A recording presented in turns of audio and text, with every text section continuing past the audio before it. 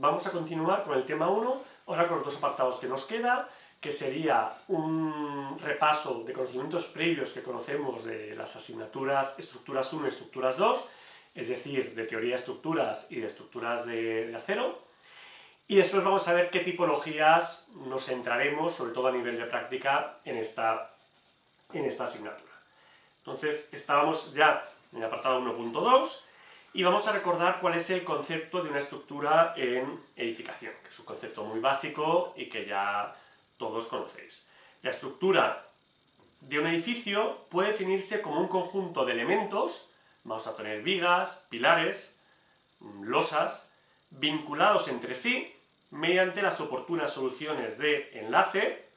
Por ejemplo, en estructuras de acero, pues vimos o visteis estructuras atornilladas o soldadas. Aquí pues vamos a tener estructuras que están unionadas monolíticamente o aparatos de apoyo. La función de los cuales, de estos elementos, es garantizar la correcta transmisión del conjunto de acciones que solicitan la estructura, desde el punto o zona en la que se producen hasta el punto o zona a la que nos interesa conducirlas, generalmente la cimentación, respetando para ello la funcionalidad del edificio. Entonces, estos elementos podrán ser de acero, de hormigón, de madera, como esta estructura de aquí preciosa, en la que se ven perfectamente estas soluciones de enlace, y que el objetivo es transmitir acciones. Bueno, las estructuras se proyectan y calculan para que, vimos ya en estructuras 2, cumplan una serie de funciones. Bueno, las que nosotros vimos era que sean resistentes, que contribuyan al fin para las que han sido diseñadas, es decir, que permitan una determinada funcionalidad, y evidentemente que sean durables, que duren, pues, que se mantengan las propiedades durante la vida útil nominal de la estructura. Lo veremos en el tema de durabilidad, vamos a decir 50 años, y luego que podamos alargar esta vida útil. En el código estructural, en el título 1, apartado 5.2, pues nos dan con un poquito más detalle estas exigencias, y de hecho nos introducen exigencias nuevas que no habíamos, igual no os hemos dicho de forma explícita, igual estaban implícitamente en el proceso, pero aquí en el código estructural lo salen de forma explícita. Por ejemplo, la existencia de resistencia y estabilidad, la teníamos, que sean resistentes.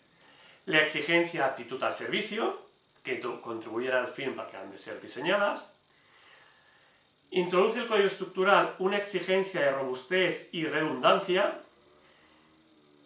Esta es una exigencia que realmente, según el código, es optativa, se puede establecer por la propiedad, que significa que ante acciones accidentales el edificio no pueda quedar todo él, puede haber un colapso estructural que se propague o puede quedar todo él fuera de servicio, tengan consecuencias, vamos a decir, desproporcionadas. Entonces podremos cumplir este criterio. Hay unas medidas básicas que están en la instrucción que van ya en esta dirección, pero nos permite ir, si la propiedad así lo quiere, ir un poquito más allá.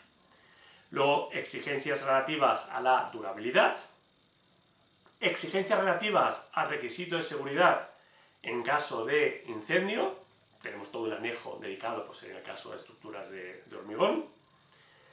Luego, una exigencia de calidad medioambiental de la ejecución, durante la ejecución de la obra, y una exigencia de reutilización y reciclabilidad, que también es optativa, que se establece por la propiedad, que va a permitir, pues al llegar al final de la vida de la estructura, pues llevar a cabo un proceso de deconstrucción para reciclar en un porcentaje más elevado posible de los materiales. Respecto a seguridad estructural, os aconsejo, para empezar este curso, repasar lo que vimos en el tema 2 de estructuras 2, basado en el documento básico Seguridad Estructural del Código Técnico de la Edificación, que sigue vigente.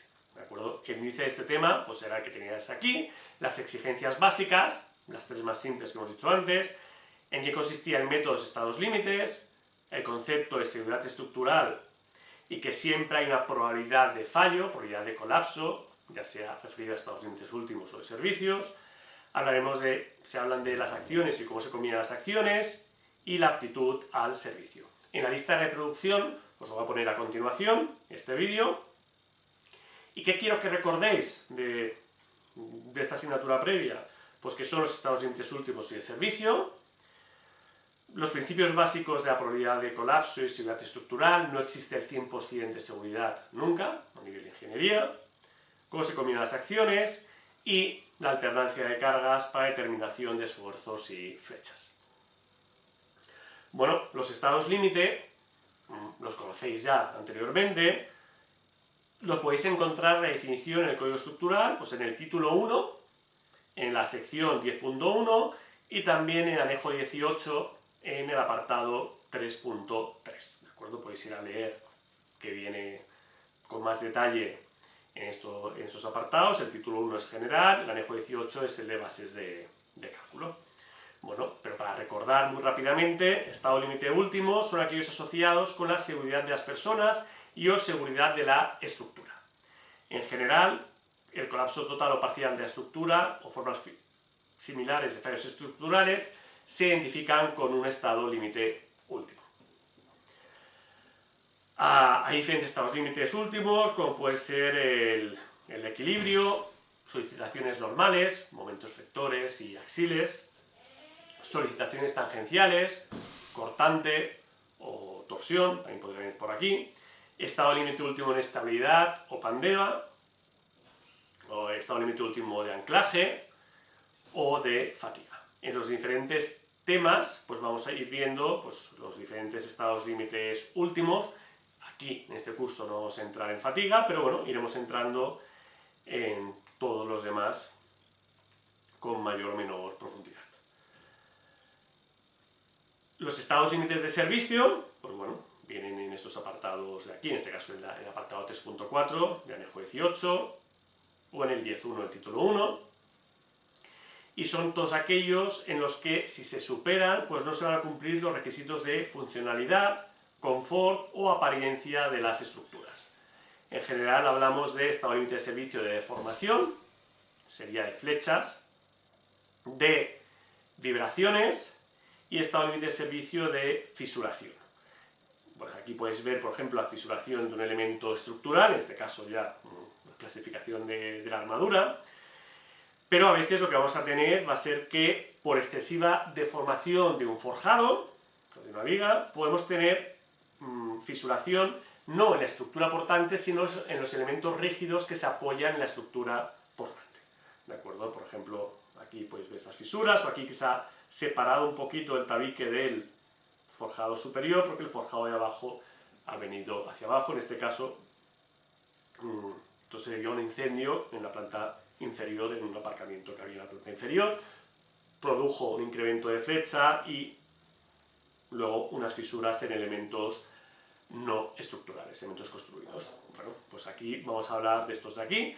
No hablaremos en este curso, en hormigón no hablaremos de vibraciones, porque en general las estructuras de edificación comunes de hormigón pues son bastante rígidas y en las más comunes no tenemos problemas de vibraciones, sí en estructuras de acero y por tanto se comentó en estructuras 2. También tenemos que cumplir pues, los estados límite durante la vida útil. Esto, para repasar, lo podéis encontrar en este caso en el título 1 de la sección 10.2 y anejo 12, que hace referencia al estado límite de durabilidad. Lo veremos más adelante, aquí estamos recordando algunos conceptos previos, pero vamos a tener que durante la vida útil de la estructura, siempre la solicitación tendrá que ser menor o igual que la respuesta. Entonces aquí podéis ver, por ejemplo, dos fotografías de dos elementos estructurales en un puerto y en este caso en una cubierta de un edificio de viviendas, en los que dentro de la vida nominal, pues aquí se produjo el colapso total de este pantanal por la clase de exposición agresiva del mar y que el elemento pues, no estaba preparado para ello. Y en este caso, pues también aquí podéis ver que a pesar de que hay unos parches, algunas reparaciones, el acero de las viguetas pues está literalmente destrozado y aquí pues va a tener que llevarse a cabo una reparación, un apuntalamiento y una reparación de este forjado. Continuando con estos conceptos previos, pues las combinaciones de acciones, también introducidas en estructuras 2 y se vuelven a repetir, como puede ser de otra forma, en el código estructural, en este caso en el anejo 18, en el apartado 643, pues podéis ver las combinaciones de acciones estado límite último y las combinaciones de acciones estado límite de servicio. Tal vez esta escrita es un poquito diferente, pero realmente seguimos los mismos criterios que ya conocíamos de la estructura anterior o del código técnico, ¿de acuerdo? Por ejemplo, para acciones permanentes o transitorias, vamos a tener que coger las acciones permanentes con su correspondiente coeficiente de seguridad. Si tuviésemos pretensado, pues también lo combinaríamos. Luego, una sobrecarga de uso va a ser la sobrecarga principal con su coeficiente de mayoración correspondiente, y luego todas las otras sobrecargas de uso mayoradas pues se van a combinar con el coeficiente reductor, que sería el coeficiente de simultaneidad, cuando tenemos acciones que ocurren simultáneamente. Por ejemplo, podéis ver aquí, un momentito, así que aquí acciones que ocurren simultáneamente se había perdido por la proyección del vídeo. Bueno, entonces, para estado límite de servicio, pues por ejemplo, podéis ver que tendremos diferentes combinaciones, la característica, la frecuente o la casi permanente, en función del efecto que busquemos, veremos si estamos en fisuración o si estamos en flechas, pero por ejemplo, para la combinación casi permanente, para la apariencia, para la flecha a largo plazo, pues tenemos todas las cargas permanentes sin coeficiente de mayoración, estado límite de servicio, el efecto del pretensado igualmente, y después todas las sobrecargas de uso irá multiplicado por este coeficiente reductor chi sub 2.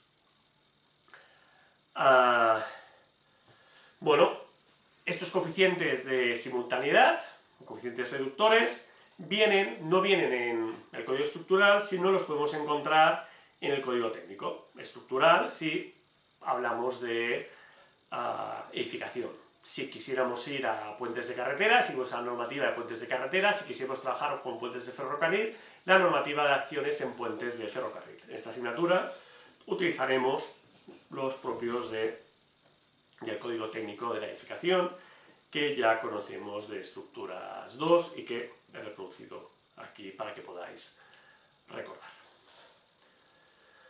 Bueno, también es conveniente repasar el tema 3 de estructuras 2 sobre acciones, ¿de acuerdo? Las acciones permanentes, las variables y las accidentales, en función del código técnico estructural, el documento básico, SafeBatch estructural, acciones en la edificación, y deberéis saber calcular cualquier carga típica. Esto es necesario para después poder hacer los ejercicios. Haremos casos sencillos en esta asignatura, pero no está de más que lo repaséis de la asignatura anterior. Igualmente, el tema 4 de análisis de estructuras 2, pues también habría que recordarlo. Lo pondré a continuación. Y en análisis sí que vamos a tener vamos a ir viendo a lo largo del curso pues algunos puntos que van a complementar lo que ya conocíamos. Es importante recordar pues algunas simplificaciones que haremos. Por ejemplo, es importante recordar que si nosotros vamos a querer calcular pues una jácena que esté en el interior de un edificio, en este caso esta jácena plana, pues cogeremos, para calcular las cargas que afectan a esta jácena de forma simplificada, si no queremos modelizar toda la estructura, pues cogeremos 0,5 veces la carga que hay en la luz de la otra viga, pues la carga que hay aquí a la mitad, y 0,5 la otra. ¿Vale? Entonces podemos calcular el área tributaria que carga esta jácena. Para la primera de un edificio, por ejemplo, esta de aquí, también cogeremos 0,5L, aunque realmente si tenemos continuidad podríamos ir se va a cargar un poquito menos, pero por seguridad cogeremos esta de aquí. Y si estamos en la primera jácena interior, ¿de acuerdo? Recordad que en este caso vamos a cargarlo un poquito más, porque por continuidad aquí cogeremos la carga de 0,6L. Esto viene del tema de estructuras 2, es conveniente que lo recordéis. Y luego también muy importante, pues bueno, recordad que si tenemos una viga biapoyada, el momento flector es parabólico y vale PL cuadrado partido por 8. Este es el número mágico de las estructuras que vamos a recordar todo el rato. Si una estructura estuviera bien potrada, pues no tendremos un momento flector que vale PL cuadrado por 8, sino tendremos en los empotramientos momentos flectores negativos que valen PL cuadrado partido por 12, en los dos empotramientos, y en el centro de la luz un momento flector positivo que vale PL cuadrado partido por 24. Entonces, lo que es importante es recordar que la suma de PL cuadrado partido por 12 a PL cuadrado partido por 24 es exactamente PL cuadrado partido por 8, ¿de acuerdo? Por lo tanto, en una estructura siempre entre momentos flectores negativos y positivos vamos a obtener PL cuadrado partido por 8. Y por lo tanto, con estas redistribuciones que tenemos aquí, podremos en todo momento de forma sencilla ver cuánto valen los momentos flectores en una estructura. Por ejemplo, vamos a ir a la pizarra y con un poco más de detalle vamos a ver esta redistribución, ¿de acuerdo? Fijaros, lo que estamos hablando es que, esto es importante, en una estructura biapoyada, siempre la ley de momentos flectores será, bueno, con carga evidentemente repartida, tendremos una ley de momentos flectores que vale aquí PL cuadrado partido por 8, ¿de acuerdo?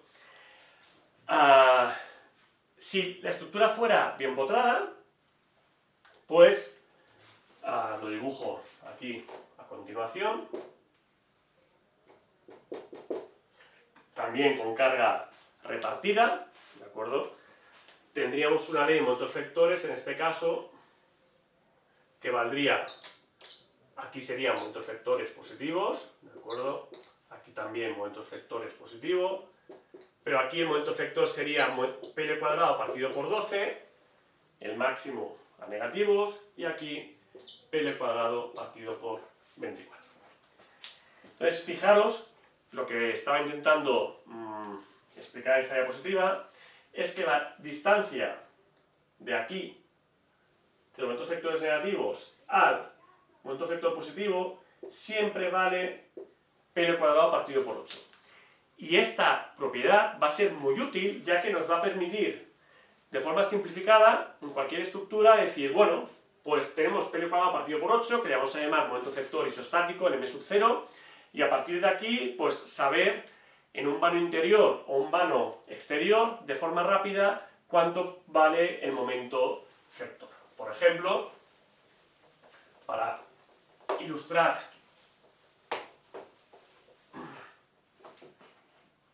pues esta diapositiva, imaginemos que tenemos un edificio, un pórtico,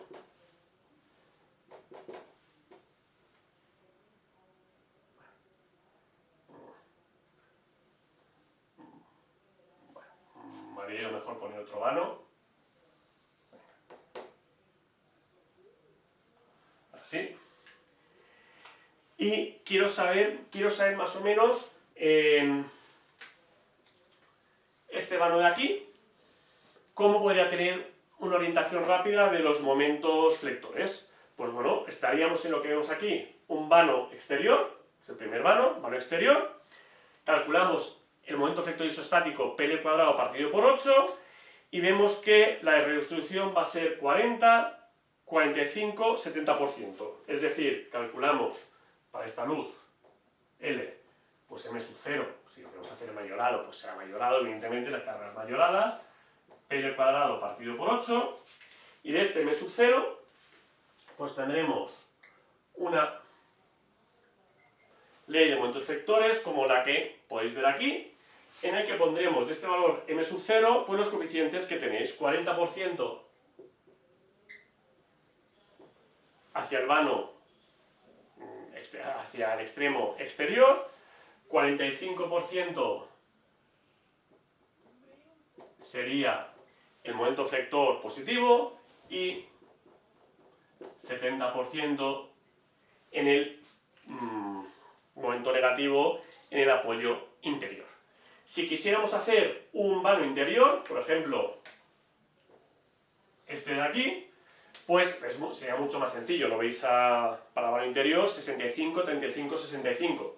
Pues directamente para esta luz calculamos P al cuadrado partido por 8 y de forma sencilla pues podemos saber que tendríamos pues 65% y 35%. Aquí el 65% de M sub 0 puede ser 66,6, ¿vale? Pero bueno, 65% y aquí 0,35% de M sub 0. Esta forma rápida de distribuir o de poner los momentos flectores a partir del M sub 0 pues va a ser muy útil para hacer ejercicios. Si volvemos ahora a la teoría, vamos a poner aquí esta diapositiva. Bueno, esto lo hemos visto en estructuras 2. Se puede complementar con la parte de análisis estructural con algunos aspectos nuevos que hemos viendo a lo largo del curso que os quiero introducir aquí, porque son aspectos novedosos, creo yo, del código estructural. El primero es que en anejo 19, en el apartado 5.2, nos habla de imperfecciones geométricas. Y estas imperfecciones las tenemos que tener en cuenta al modelizar el edificio para estado límite último, ¿de acuerdo? No es necesario para estado límite de servicio, entonces nos da un determinado criterio de imperfección que habrá que tener en cuenta. Podéis ir a verlo en este apartado. Nosotros lo haremos de forma muy simple, que será para el cálculo de pilares. Nos dice que como alternativa simplificada para muros y pilares aislados en sistemas arriostrados, se puede emplear una excentricidad de la luz a pandeo, ya veremos cuánto vale, partido por 400, para cubrir las imperfecciones de las desviaciones de ejecución normales. Estas imperfecciones es porque en la ejecución pues no va a estar perfectamente aplomado, tal vez se van a mover ligeramente la tolerancia que haya unos centímetros los pilares, y para pilares aislados esta excentricidad que volveremos a ver cuando lleguemos al tema de elementos comprimidos, de pilares, pues habrá que tenerla en cuenta. Pero en general, si quisiéramos modelizar todo el edificio, podríamos tenerlo en cuenta a nivel de modelización de todo el edificio. Estas excentricidades, para quien ya ha hecho la asignatura y sabe que tenemos una excentricidad mínima, no son equivalentes, ¿de acuerdo? Esta excentricidad debido a las imperfecciones es una excentricidad que entiendo que no estaba en la normativa anterior, ¿de acuerdo? Es nueva del código estructural y por eso he querido mencionarla en la parte de análisis. Y también nos da el código estructural, que puede ser bastante cómodo, algunas instrucciones para el cálculo de elementos. Esto no es para el cálculo de pórticos, ¿de acuerdo? Para el cálculo de elementos, por ejemplo, de cuánto vale la luz efectiva de una viga. Y nos dice que la luz efectiva de una viga es L sub n, es decir, la distancia libre entre caras de apoyos. La distancia libre llega hasta la cara del muro o del pilar del apoyo, y después hay que sumar a cada lado una distancia a sub 1 y a sub 2, y esta distancia, pues fijaros, en general, pues para elementos para ese extremo, es la mitad el mínimo de la mitad del canto de la viga o de la losa y la mitad del soporte, el valor más pequeño. Es decir, si tuviésemos un soporte, un apoyo muy grande y una losa pequeñita, aquí no sumaríamos un valor a sub 1 que fuera el de la mitad del soporte, sino sumaríamos directamente el menor, pues el de la mitad del canto. Para calcular elementos por separado, pues nos va a venir bien esta luz efectiva. Cuando hacemos un pórtico, pues claro, no vamos a cambiar las dimensiones de todo el pórtico, ¿de acuerdo? Si modelizamos el edificio entero, pues van a ser las medidas a ejes de pilar o ejes de muro, pero cuando hacemos elementos sueltos, esto vendrá muy bien, ¿de acuerdo? Por ejemplo, si apoyamos en un aparato de apoyo, en un neopreno, pues en este caso la luz efectiva será la luz aquí más hasta el eje del apoyo, ¿de acuerdo? Vemos aquí este eje de aquí. Lo podéis leer con calma en el anejo 19, la sección 5322, artículo 5322. También para un voladizo, por ejemplo, pues nos dice que la longitud del voladizo va a ser hasta la cara del apoyo más una distancia que otra vez es el mínimo de la mitad del canto de la viga o la losa que esté en voladizo o la mitad del apoyo. Cuando tengamos que modificar elementos para el cálculo de elementos por separado, pues habrá que recordar esta diapositiva de análisis. Más es importante porque nos dice también aquí, de forma clara, que es que en el caso de vigas o losas monolíticas con sus apoyos, el momento crítico de cálculo en los apoyos debe tomarse igual al existente en la cara del apoyo. ¿De acuerdo? No hace falta ir al eje del pilar para encontrar el momento efector negativo, sino bastará ir a la cara del apoyo. Y no deberá ser menor a 0,65 veces el momento del empotramiento. Eso es importante, vamos a ir a la pizarra otra vez y vamos a verlo con un poquito más detalle. ¿Qué significa? Si vosotros tenéis una viga continua, vamos a modelizar de forma simplificada pues un pórtico de una viga continua, los ejes de pilares pues pasan por aquí, podríamos obtener las leyes de momentos flectores, pues por ejemplo,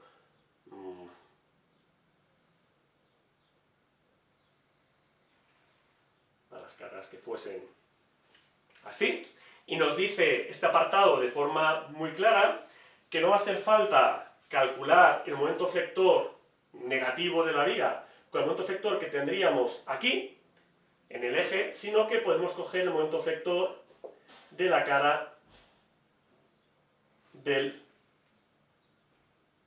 pilar, ¿de acuerdo? Con lo cual calcularíamos con momento flector, podríamos calcular un momento flector mucho más bajo, ¿de acuerdo? Que podría ser, podéis ver aquí, pues hasta nos dice 0,65 veces el, podéis ver aquí abajo, perdón, aquí hasta 0,65 veces el momento de la cara de empotramiento. Si en nuestro programa de análisis tenemos este valor en la cara, pues lo tomamos. Si no, nos dicen que se proporciona una ecuación sencilla, que es la ecuación 5,9, que es la que está aquí. Hay una rata en el PDF de la normativa, por cierto. Para la reducción de los casos sin coacción al giro, bueno, se puede considerar de forma general, que sea que el momento flector que baja del máximo a la cara de apoyo, considerar que es la reacción por el espesor T, el espesor del apoyo, partido por 8. ¿Vale? ¿Esto qué significa? Pues lo mismo, que volvemos a la pizarra y y lo veréis aquí. Nosotros, si nuestro programa de cálculo nos da este valor aquí, pues lo tomamos y ya está. Si no, podemos, si tenemos solo el valor del eje, podemos decir, bueno, pues vamos a hacer este valor del eje un poco más pequeño, pues un valor incremento de m sub t, que es la reacción que tenemos, la ecuación que sería la positiva, la reacción que tenemos aquí, por el espesor del pilar partido por 8. ¿De acuerdo? Volvemos a la diapositiva y lo veréis aquí. ¿De acuerdo? Bueno, esto va a ser cómodo porque nos permite reducir el momento vector. ¿De acuerdo? Bueno, y siguiendo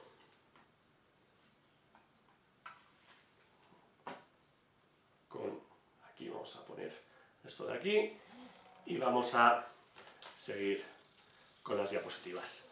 Entramos ya en el último tema. Todo esto de aquí son ideas que decís, uff, ¿cuántos conceptos? Bueno, a ver, la mayoría lo habíamos visto y lo que no habíamos visto en estructuras 2 lo iremos viendo a lo largo del curso, ¿de acuerdo? Pero eran aspectos de análisis que creo que son importantes, son una novedad en la normativa y por lo tanto he querido comentarlo. ¿Qué tipologías veremos en este curso? Pues básicamente elementos unidireccionales. Como podéis ver, por ejemplo, en esta diapositiva, esto es este edificio que vemos aquí, un edificio tradicional, normal y corriente de estructura de hormigón, en el que tenemos unos pilares, en este caso una jacera plana, y aquí podéis ver pues un forjado de viguetas in situ. ¿Vale? Esta fotografía, pues bueno, esto es una estructura unidireccional. Si os fijáis, cualquier carga que se produzca pues por aquí arriba, pues estas viguetas va a ir en esta dirección, en una dirección, hasta encontrar esta jácera y la jácera que hay detrás. Por esta jácera, también de forma unidireccional, se va a ir hasta este pilar y hasta este pilar, y de este pilar bajará a cimentación. Con lo cual, podemos recordar la definición con la que empezábamos este apartado 1.2 de estructura de edificación. Son un conjunto de elementos, pues una jacera plana, por ejemplo, una vigueta, un pilar, que transmite la acción de donde se produce hasta donde nos interesa, que en general es la cimentación. Bueno, pues vamos a ver en este curso pues estructuras de este tipo, con jaceras planas o jaceras de canto. Vamos a ver elementos, vamos a ver pilares, ¿de acuerdo? Trabajando flexo-compresión recta, por ejemplo. Y vamos a ver en un tema, el último tema del curso, elementos unidireccionales pretensados, ¿de acuerdo? A nivel de conceptual, para ver cómo se dimensiona la fuerza de pretensado. Está aquí, por ejemplo, esta estructura que veis aquí detrás, sería esta de aquí también, pues serían un elemento unidireccional que sería placa alveolar, que llega a unas jáceras y de las jáceras baja al pilar. En este caso, pues construcción totalmente prefabricada, y aquí construcción in situ, pero al final son estructuras unidireccionales igualmente. Lo que no vamos a poder ver en esta asignatura, pues porque no vamos a tener tiempo para el análisis, son estructuras bidireccionales. Pues, por ejemplo, un forjado con casetones perdidos o casetones recuperables, como puedes ver aquí abajo, pues no vamos a poder ver este tipo de elementos en el curso, pues por falta de tiempo, pero sobre todo de tiempo de cómo se redistribuyen en estos forjados cuando tenemos una carga, cómo se redistribuyen los esfuerzos pues en los diferentes nervios, ¿de acuerdo? Pero los principios que hay detrás del cálculo de estructura de hormigón va a ser exactamente los mismos. Vamos a ver estructuras pretensadas en el último tema, pero también unidireccionales, no como esta de aquí, que está pretensada en dos direcciones. Perdón, no entraremos. Y ya para recapitular, este primer tema, un poquito introductorio, hemos visto la normativa vigente en el vídeo anterior, y en este vídeo los apartados 1, 2 que hace referencia a conceptos previos y alguna actualización que viene en el código estructural. Vais a tener que ver los temas correspondientes a estructuras 2 para estar al día. Y luego las tipologías que veremos en este curso, básicamente unidireccionales de hormigón y aplicado a edificación. Y con esto finalizamos el tema 1 y vamos a pasar al tema 2, que es una introducción a estructuras de hormigón armado y pretensado. Es una introducción, digamos, histórica al hormigón en masa, hormigón armado, hormigón pretensado, y es independiente a la normativa y por lo tanto podemos verla perfectamente con las diapositivas del curso pasado, ya que en el tema 2 no entran conceptos normativos, y ya volveremos con el código estructural en el tema 3. Muchas gracias por vuestra atención.